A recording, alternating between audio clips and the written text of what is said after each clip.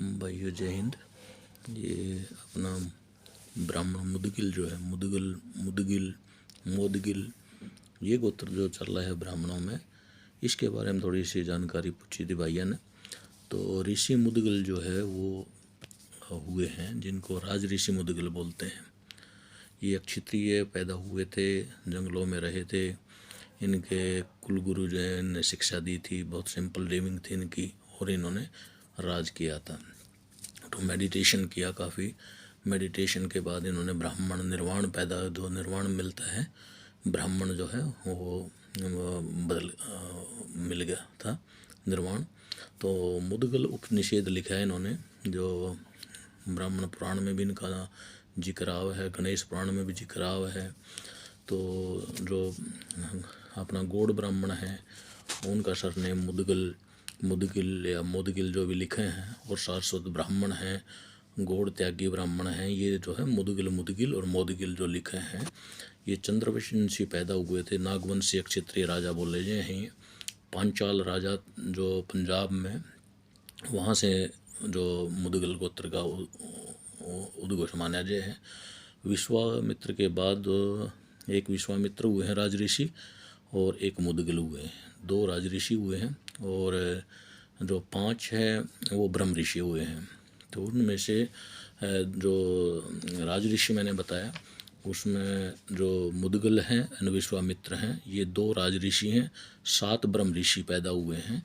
तो राज ऋषि में से इनमें जो अपना मुदगिल गोत्र का मैंने बताया, मुदगिल जो है राज ऋषि थे, और इनकी शादी हुई थी नालैणी से।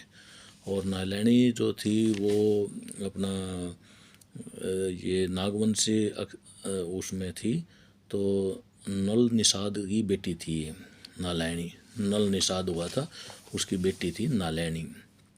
तो इनके मुदगिल और नालैणी की औलाद जो है वो वाद्यस्व, मौत्रल्य, दिवोदास, अहल्या, ये 4 इनके बेटे हुए। और मुदगिल की जो वंशावली दिखाई, 18वीं पीढ़ी जो थी वो द्रुपद पैदा हुए, और द्रुपद के द्रौपदी जो बोले हैं, जिनको जो 5 पति के शादी की महाभारत का जो द्रौपदी दिखावा है।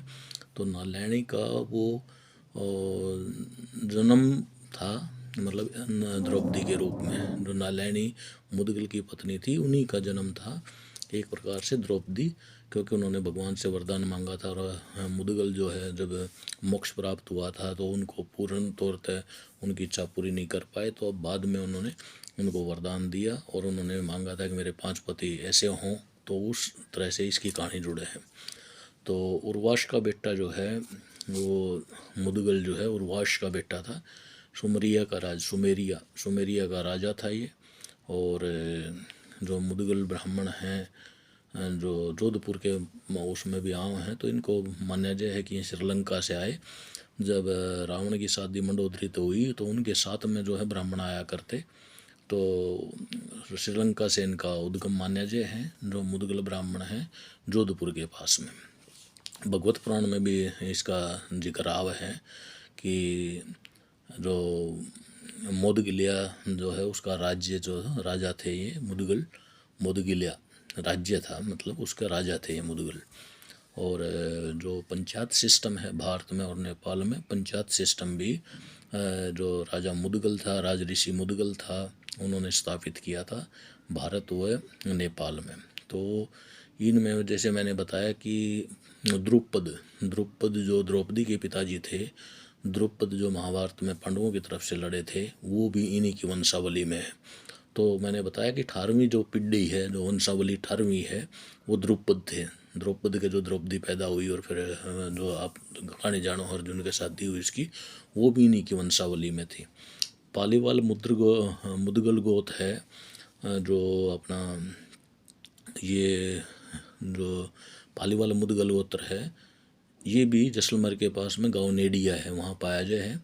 तो इसमें प्रजाति भुट्टर ब्राह्मण जो बोल रहे हैं हम, उपजाति माने जाए है। तो सांडिल्य ब्राह्मण भी हैं, जो सांडिल्य ब्राह्मण बोल रहे हैं, जो गोत्र जो है सांडिल्य, तो वो भी सबसे श्रेष्ठ माना जाए एक प्रकार से ब्राह्मणों में। और युधिष्ठिर की सभा में जो सांडिल्य ब्राह्मण था उनका जिक्र आया है। सांडिल्य ब्राह्मण जो है उनकी सभा में होया करते। तो ब्राह्मणों में मैंने बताया कि 7 जो हैं ब्रह्म ऋषि हुए हैं और 2 जो हैं राज ऋषि हुए हैं, एक मुदगल और दूसरा विश्वामित्र। तो मुदगल का जो जनरेशन मैंने बताया 4 बेटे हुए और उनसे जो है फिर उनकी पत्नी का नारायणी का बताया मैंने कि उन्हें द्रौपदी के रूप में जन्म लिया, अर्जुन से शादी की, महाभारत में भी इनका जिक्र आवा है। तो ये थोड़ी सी जानकारी मैं आपसे शेयर करना चाहता था। धन्यवाद।